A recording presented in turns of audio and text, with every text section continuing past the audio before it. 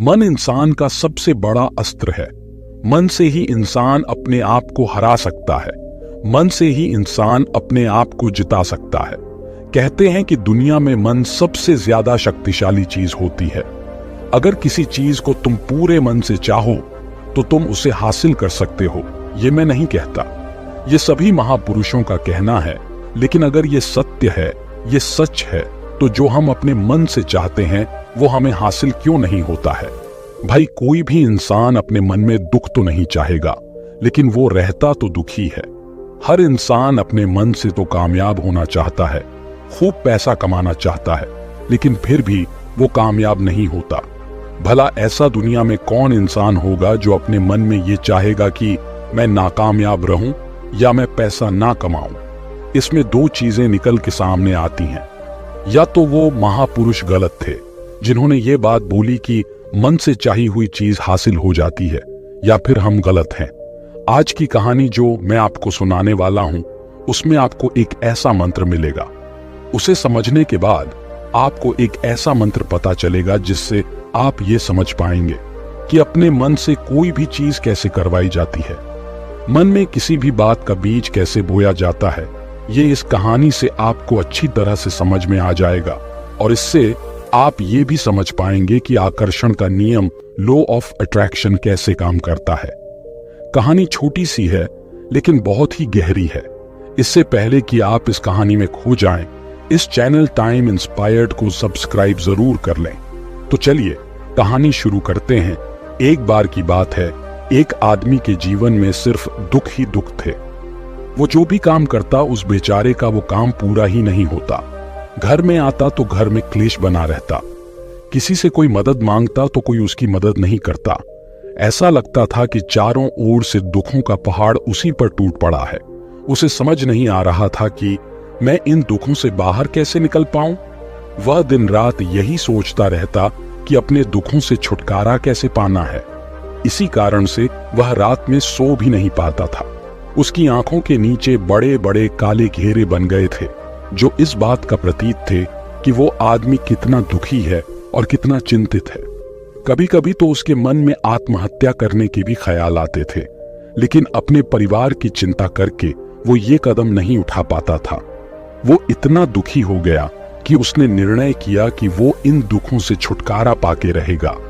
इसके लिए चाहे उसे कितनी भी मेहनत करनी पड़े, कुछ भी करना पड़े, चाहे अंगारों पे चलना पड़े, लेकिन इन दुखों से छुटकारा हासिल करके रहेगा। ऐसे ही एक दिन उसने अपने मित्र से पूछा कि मैं अपने जीवन को कैसे सुधारूं। उसके मित्र ने उसे बताया कि तुम किसी बाबा के पास जाओ। बाबाओं के पास ऐसा मंत्र होता है जिससे सारे दुख मिट जाते हैं, जीवन खुशियों से भर जाता है और धन संपदा भी हासिल हो जाती है। तुम किसी ऐसे बाबा को ढूंढ लो, बस तुम्हारा काम बन जाएगा। उस आदमी के मन में ये बात पूरी तरह से पक्की बैठ गई कि कोई बाबा ही मेरा दुख दूर कर सकता है, और इसीलिए उसे किसी भी बाबा के बारे में पता चलता तो वो उस बाबा के पास पहुंच जाता, उस बाबा को अपनी समस्या बताता और उससे उसका समाधान पूछता और कहता कि बाबा, मैं कुछ भी करने के लिए तैयार हूं, लेकिन मेरी इन समस्याओं से मुझे छुटकारा दिला दीजिए। आप जो कहेंगे मैं वो करूंगा, लेकिन मेरे जीवन को सुधार दीजिए। बाबा उसे कुछ टोने टोटके बता देते थे। टोने टोटके करने के बदले में दान दक्षिणा ले लेते थे कि ये कहते, टोना टोटका करने के बाद तुम्हारे घर में सुख शांति बनी रहेंगी, बस इस टोटके को पूरी विधि के साथ करना। वो आदमी घर लौटकर पूरी विधि के साथ टोने टोटके करने लगा था, लेकिन बहुत टोने टोटके करने के बाद भी उसके जीवन में कुछ बदलाव नहीं आया। इसके विपरीत उसका जीवन और ज्यादा दुखी हो गया। जो भी बाबा उसे टोना टोटका देता था, वो बदले में उससे दान दक्षिणा लेता था, जिससे उसका धन भी धीरे धीरे खत्म हो रहा था। इससे उसके जीवन में दुख और ज्यादा बढ़ गए। तब उसे लगा कि बाबाओं के पास जाने से तो मेरे जीवन में दुख कम होने की बजाय बढ़ते ही जा रहे हैं। तो मुझे क्या करना चाहिए? बाबाओं के पास जाऊं या ना जाऊं? फिर एक दिन एक आदमी ने उसे बताया कि तुम अपने घर में किसी पंडित को बुलाकर हवन करवा लो। हवन होगा, घर शुद्ध हो जाएगा। कोई भी बुरी ऊर्जा होगी घर में तो वो घर से बाहर चली जाएगी। किसी पंडित को बुलाकर पूरे विधि विधानों से मंत्रोच्चारण कराओ और हवन कराओ, जिससे घर में सुख शांति आए। उस आदमी के मन में ये बात बैठ गई और उसने एक पंडित को अपने घर पर बुलाकर हवन करवा दिया। हवन अच्छी तरह से संपन्न हुआ। बदले में पंडित ने भी अच्छी दान दक्षिणा ली और उसके बाद वो वहां से विदा हो गया। लेकिन कुछ दिनों के बाद उस आदमी को महसूस हुआ कि उसके जीवन में अब भी कोई बदलाव नहीं आया है। अब वो आदमी पूरी तरह से दुखी हो गया और ज्यादा परेशान हो गया। अब तो उसे लगने लगा था कि मेरे जीवन में से दुख कभी खत्म ही नहीं होंगे, और यही सोच सोचकर उस आदमी का बुरा हाल हो गया था। फिर एक दिन उसे उसके किसी मित्र ने कहा कि उसे एक ऐसे बाबा के बारे में पता चला जो समाधान बताने के लिए कोई दान दक्षिणा नहीं लेता था। उस आदमी को लगा कि ये बाबा दूसरे बाबाओं की तरह नहीं हो सकता, क्योंकि ये दान दक्षिणा तो लेता ही नहीं, और अगर दान दक्षिणा नहीं लेता तो ये सच में कोई सिद्ध बाबा होगा। और यही सोचकर वो उस बाबा के पास पहुंच जाता है। जब वो आदमी वहां पर पहुंचता है तो वो बाबा ध्यान में बैठे हुए थे। ये देखकर वो आदमी वहीं पर चुपचाप बैठकर ध्यान से बाहर आने का उनका इंतजार करने लगा।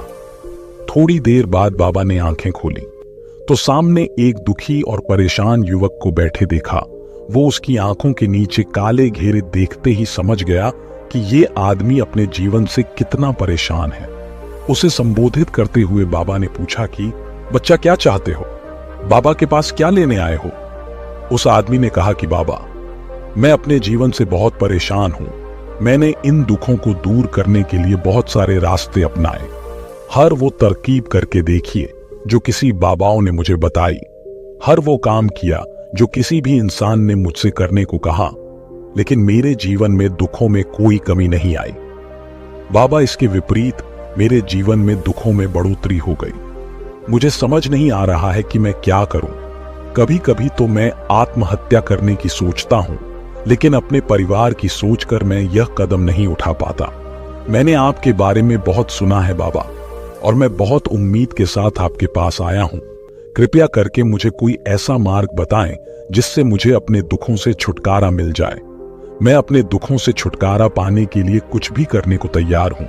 आप मुझे कोई भी रास्ता बताएंगे, चाहे वो रास्ता कितना भी कठिन क्यों ना हो, मैं उसको पार करके रहूंगा। बाबा ने महसूस किया कि आदमी तो सच में बहुत परेशान है। बाबा ने उसकी बात सुनकर कहा कि बच्चा, दुखों को दूर करने के लिए मंत्र ऐसे ही नहीं मिलते। मंत्र पाने के लिए कुछ करना पड़ता है। तुम कुछ कर सकते हो। यह सुनकर पहले तो उस आदमी ने सोचा कि ये बाबा भी मुझसे दान दक्षिणा ही मांगेंगे, लेकिन और कोई रास्ता ना पाकर उस आदमी ने कहा कि बाबा, आपको जितनी भी दान दक्षिणा चाहिए मैं देने के लिए तैयार हूं, लेकिन आपका मंत्र सच्चा होना चाहिए, वो पूरा होना चाहिए, उसका फल मुझे मिलना चाहिए। उसके बाद मैं आपको जो भी दान दक्षिणा लेना चाहते हो वो दे दूंगा। बाबा ने कहा कि दान दक्षिणा तो बहुत छोटी सी चीज है, मुझे वो नहीं चाहिए। इस पर वो आदमी सोच विचार करके बोला, तो बाबा, मैं अंगारों पे भी चलने के लिए तैयार हूं, आप मुझे बस आज्ञा दीजिए। बाबा ने कहा कि अंगारों पे चलने वाली छोटी चीज मैं तुमसे नहीं कराने वाला। मैं जो तुमसे कराने वाला हूं वो बहुत कठिन मंत्र है, उसे पूरा कर पाओगे। बाबा ने कहा कि बाबा, आप मुझे बताइए तो सही, मुझे करना क्या होगा? मैं कुछ भी करने को तैयार हूं। इस पर बाबा ने उसे कहा कि यहां से जब तुम अपने घर जाओ तो रास्ते में अपने मन में ये दोहराते जाना कि मैं सुखी हूं, मैं सुखी हूं, मैं सुखी हूं। बार बार अपने मन में यही दोहराना, और याद रहे मन में बंदर का ख्याल नहीं आना चाहिए, ये सिर्फ मन में दोहराना है। ये सुनकर वो आदमी बोला, बाबा, बस इतनी सी बात, ये तो मैं चुटकी बजा के कर लूंगा, लेकिन इससे होगा क्या? बाबा बोले, इस मंत्र को करके देखो। वैसे भी तुमने इतने बाबाओं के मंत्र किए हैं, तो इस मंत्र को भी करके देख लो। उस आदमी ने सोचा कि बाबा कुछ दान दक्षिणा तो ले नहीं रहे, और छोटा सा मंत्र है, इसे तो मैं कर ही लूंगा। वो बोला, ठीक है बाबा, मैं ये मंत्र जरूर करूंगा। वो आदमी ये कहकर वहां से उठकर चलने लगा, लेकिन जैसे ही वो चलने लगा, पीछे से बाबा ने बोला कि बच्चा, एक बात याद रखना, जब तुम ये मंत्र अपने मन में दोहराओ तो तुम्हारे मन में बंदर के विचार नहीं आने चाहिए, बंदर का ख्याल भी नहीं आना चाहिए, तभी यह मंत्र सिद्ध होगा। वो आदमी बोला,